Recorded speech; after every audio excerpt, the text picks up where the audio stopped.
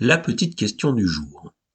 Soit ABC un triangle isocèle rectangle en A, il existe un point P à l'intérieur du triangle ABC tel que la mesure de l'angle PAB est égale à la mesure de l'angle PBC qui est égale à la mesure de l'angle PCA et la longueur AP est égale à 10. Trouvez l'aire du triangle ABC. Alors, comme d'habitude, prenez votre temps pour la rédaction. On se retrouve après.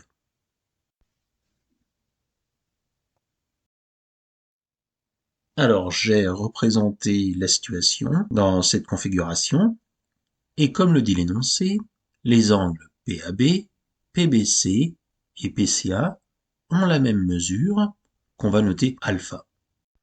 Mais on va voir aussi l'angle ABP, qui vaut 45 moins alpha, tout comme BCP, tout simplement parce que ABC et ACB sont les angles aigus d'un triangle rectangle isocèle.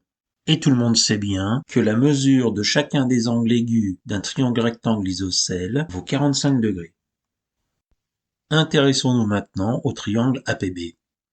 Eh bien, la somme des trois angles, PAB plus ABP plus BPA vaut 180 degrés.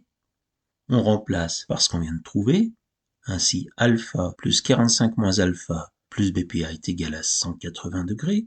On peut simplifier les alpha. Et BPA vaut donc 180 degrés moins 45 degrés. BPA est égal à 135 degrés, 135 degrés étant également la mesure de l'angle BPC. Les triangles ABP et BCP ayant des angles de mesure égales 2 à 2, la propriété AAA, c'est-à-dire angle, angle, angle, appliquée à ABP et BPC, nous permet d'affirmer AB sur BC égale PB sur PC égale PA sur PB, tout simplement parce que les triangles sont semblables. Ainsi, comme la seule grandeur connue est la longueur PA, AB sur BC égale PB sur PC est égal à 10 sur PB. Or, ABC est un triangle rectangle isocèle, donc BC est égal à racine de 2 fois AB.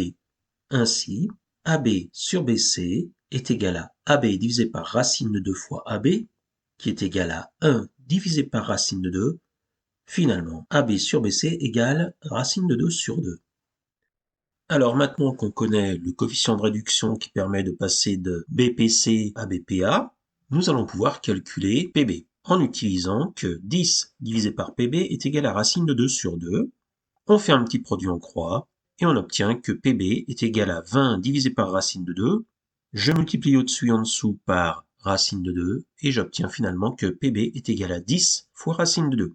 Et pour calculer PC, eh bien, on va se servir maintenant de la deuxième et de la troisième fraction, et on remplace PB par ce qu'on vient d'obtenir.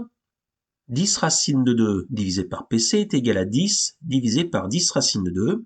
Encore un produit en croix. PC est donc égal à 10 racine de 2 au carré divisé par 10. 10 au carré 100, racine de 2 au carré 2. PC est donc égal à 200 divisé par 10, 20.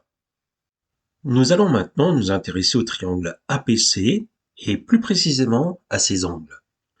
L'angle PAC, comme on le voit, vaut 90 degrés moins alpha et PCA vaut alpha.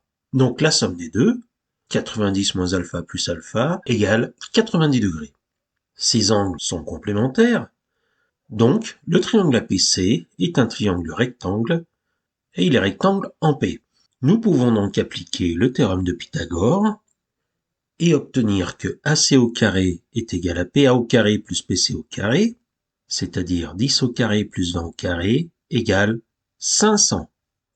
L'aire de ABC vaut donc AB fois AC divisé par 2, mais comme AB est égal à AC, l'aire de ABC vaut AC au carré divisé par 2, c'est-à-dire 250.